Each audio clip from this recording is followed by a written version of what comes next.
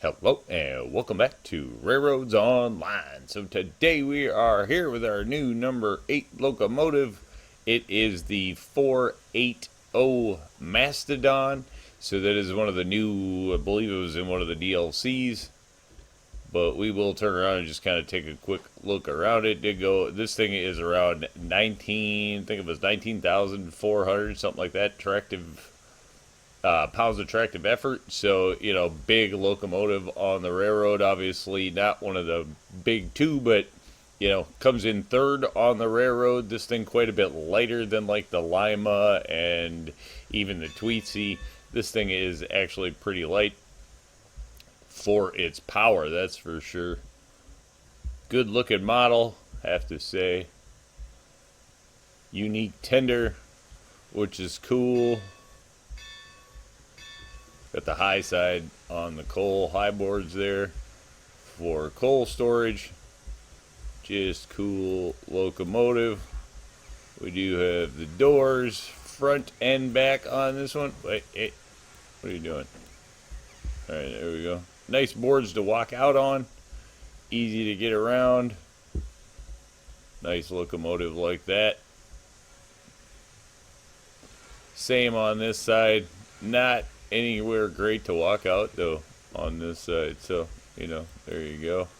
But alright, with that we also turned around and picked up some new rolling stock. So we did get a couple of the side dump gondola cars. As you can tell, gold ore is what we're going after today. And then we did turn around and grab one of the gold or the half and half carriages, mail carriage, whatever you want to call it. But we did turn around and pick up one of those. We're going to use it for a caboose with this train.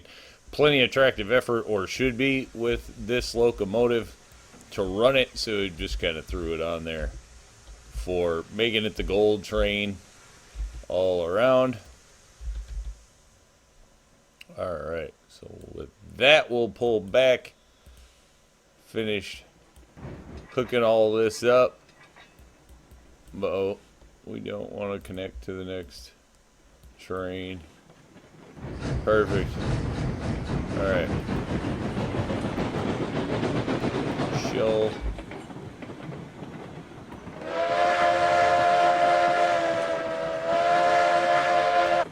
Great whistle on this one. Pretty standard bell sound there, but yeah, good looking locomotive. Now we'll see. Looks good, sounds good. Really very loud. I honestly think we're probably going to run into the same sound issue that we have with the other locomotive after cranking that thing up. So let's go into this, and I'm just going to turn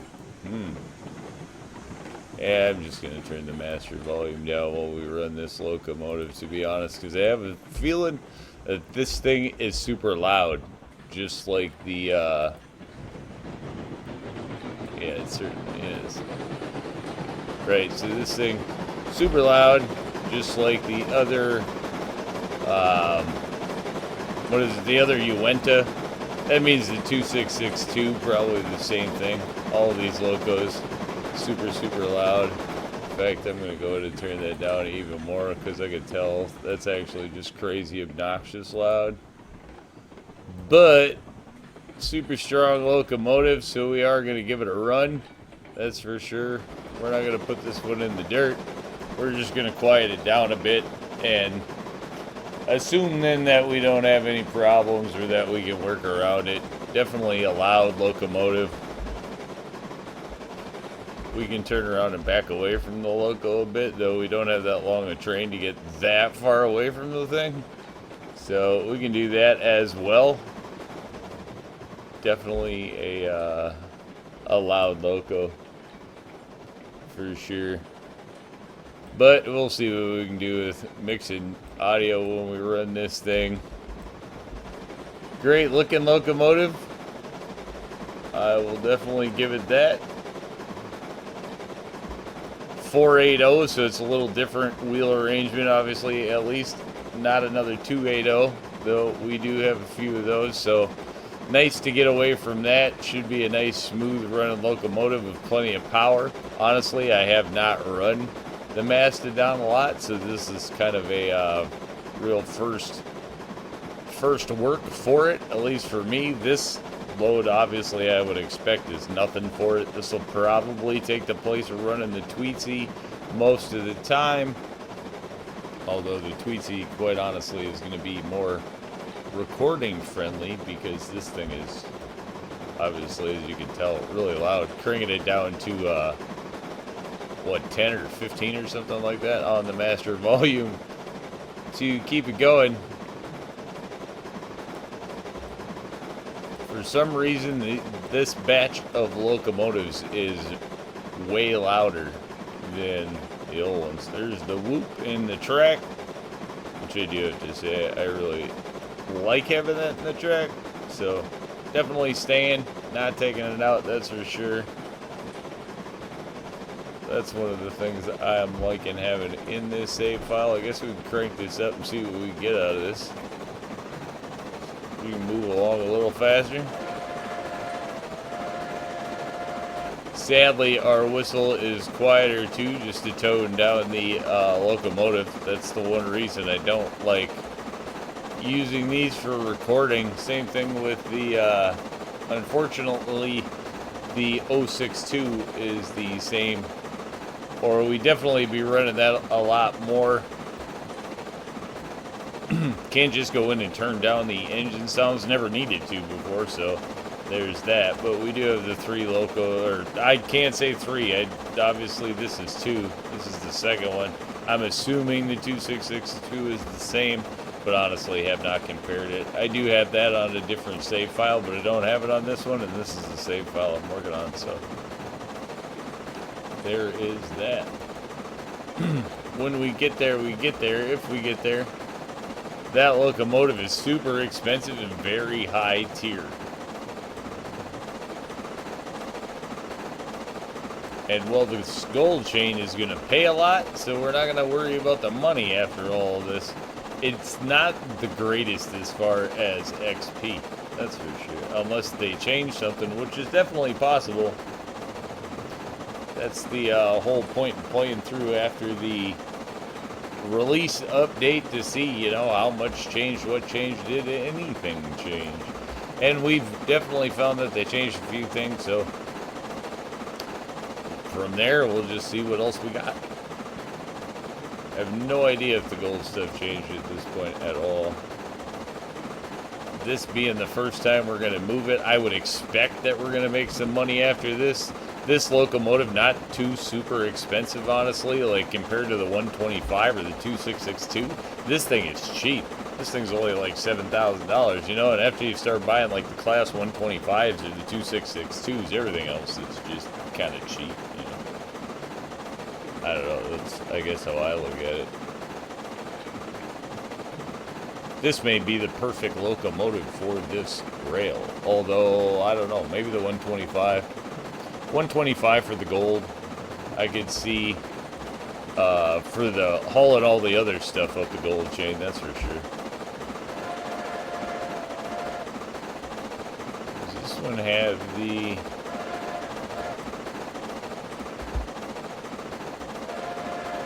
Yeah, it has the steam whistle. So that's cool. The new locos all got that. The tender is definitely tall on this one, big locomotive, though much shorter than I kind of assumed. You go get a name like Mastodon, you're expecting the thing to be a behemoth, almost like a 125, and it's really not. It's much closer to like a Tweetsy. But hauling the mail pretty good on this one. I mean, even at 26%, it's not slowing down at the start of the hill. There it's gonna, as we go up it. We'll give it the juice. Yeah, it's going to haul up the hill just fine. Obviously, this thing is not going to pull a ton up the hill because it is actually slowing down a bit. And that's not a lot of train behind it. So, you know, comparatively, this is definitely not a 125. I can tell you that. The 125 would probably be better for hauling the utility things up here to actually fill up the mine and stuff like that. get away from running the double-headed train that we're currently running, because the Tweetsie and the 062, it takes everything they have together to get up the hill. So this locomotive, I do have to say, sounds great, and it runs really nice and smooth. I mean, this one isn't like jumping around as like the other one so much. It's got a little jitter in it yet, but not like anything. This is by far the smoothest locomotive that I think I've run on the rail so far. Yeah, I mean, by a lot. So what's up with the new ones there, but working well anyway. So that's cool.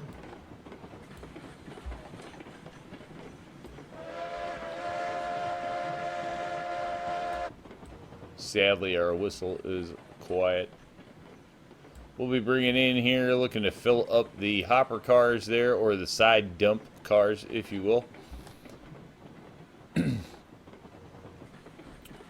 And just kind of testing out the rail to the gold line is, or the stamp mill really is kind of the goal for today. We got it in there, now we got to make sure that it works before we actually start bringing in obnoxious trains. Figured this one short enough, easy enough that even if a catastrophe hits, it's not, you know, the end of the world. Can we auto-load this? We can. Okay, and can we speed dump these? We can. We definitely don't want to waste this stuff because it's worth way too much money. So we are going to be a little careful when we're doing this one. Good news is it's all nice and short and quick. Oh, we got a back. We are back.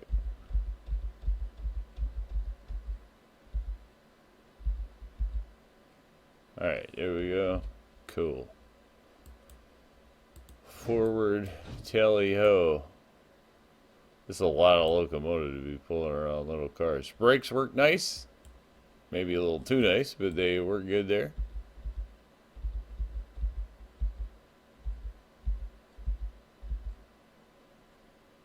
Is that it? That's it. I like how we could dump forever dust. Gold dust! No. Okay, so that's going to give us, what, 14 to move across or something? No, 16 to move across. Alright, that's fine. Not a lot, but it's still going to pay pretty good. So, you know, that's what we're banking on. We want to replenish some money after picking up the Mastodon. And if we can turn around and pick up some money on a test run, that's all we're really looking to do here. We also know we don't need to move a ton of this along. We are going to need like a bunch of water and coal. What is it? Water, coal, and cordwood. Right, so the big, yeah.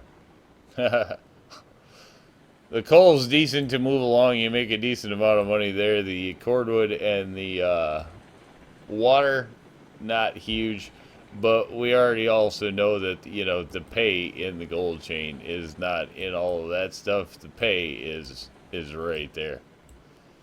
This is kind of our, we should have just named this one Pinkerton instead of Mastodon. This is our security train, obviously, so this one's going to be moving the high value goods.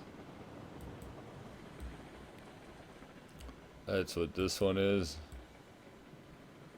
Should be fine hauling down. Not a bad looking little train, especially when you consider it's like the money train. So it's the train that had the crazy secure. Sweet. Sneaking by the cacti there. Not a problem. I think from here we can probably just let it roll. We are going to have to make sure that we actually have our track. I think we have to go up that way for the ore dump. I'm pretty sure it's ore and water up top and cordwood and coal on the bottom. So I'm gonna run with that idea, and if it's not, we'll just have to back up. But I'm pretty sure, if I remember right, that is the way to go. One thing we will notice, pull it in here versus what we did when we built it. I did turn around and pull out the bridge right behind the stamp mill. That has been replaced with brick wall. I think it just looks better. kind of cleans up the backside of the industry a bit, and it gives us the ability to build some more stuff back there and maybe kind of change how everything all looks. But that would really be for a future project once we get all the rail in that we need and we know everything's up and going good. That would be a project. Alright, here we go, kicking off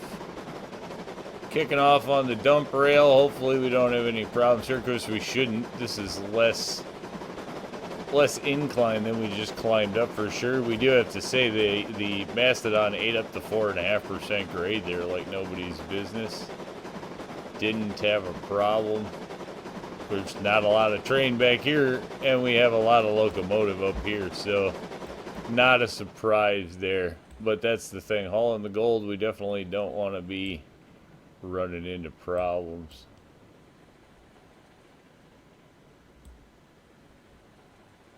Gonna roll right up there. We see the wall that replaced. Alright, I wonder if we can get all three of these lined up to the boxes. Yeah, right there. Is that gonna do it? I don't know. We'll have to take a look. Alright, let's dump. Okay, first things first. Let's turn around and bring that up so we can actually see what we're getting paid. Then we'll move this out and we'll bring this back. Look at your target when you want to drop to it. That's the rule. Enter to unload, and then, yeah. There you go. What is it? 600 a drop? Is that what it is? Yeah. 600 a drop. So a ton of money, which was exactly the plan. I mean, that's going to get us, you know, right back up to where we were before we bought all this rolling stock and the locomotive to actually move it. So this train, just with the, you know, not even 3 full little side dump hoppers, actually paid for itself right there. So that one is definitely a winner. And then I think we will turn around and go ahead and test out the rest of this little bit of a run here. Make sure that everything is working, as we have obviously tons of water, cordwood, coal all next. So a lot of cars have to come through here. A lot of trains gonna have to run through here just to get this up and moving. The dredge the same way. I mean, wow, pipes and tools. I mean, the dredge, you got to get that smelter up and running like crazy. You're working overtime in the smelter. I have to say, I think the gold mine is easier to run out of the two for sure. The dredge, I think, is quite a bit more work, to be honest. That you are really working overtime at the ironworks and the smelter to keep things moving along. For sure, the gold mine, quite a bit easier. Alright, Mastodon looks like it's handling the curve decent enough. This was where we ended up going with the 60. Push everything in here. You know, handling the curve at, what, 15 miles an hour, no problem here. So there we go. Not running full wide open. We probably could. Not really worried about it. If we're doing 15, that's kind of all our caution numbers have been like on this railroad. Nothing really where you have to run under 15 miles an hour on it. So you really don't have to slow down much. That's for sure. Alright, and then this one from here pretty much gets on the boot scoot, and it gets back to the depot from here. And I think we'll probably be dropping the load off. Yeah, probably dropping the stack off and switching over to something else and putting the Mastodon to further work, as there is a lot more out there to be run. Great looking scenery, you have to give it that. But I think on an overall, we're going to call that one a win. Say thanks for tuning in. Remember, if you get a chance, like, share, subscribe. Subscriptions are free, but they sure do help the channel. Y'all have a great day.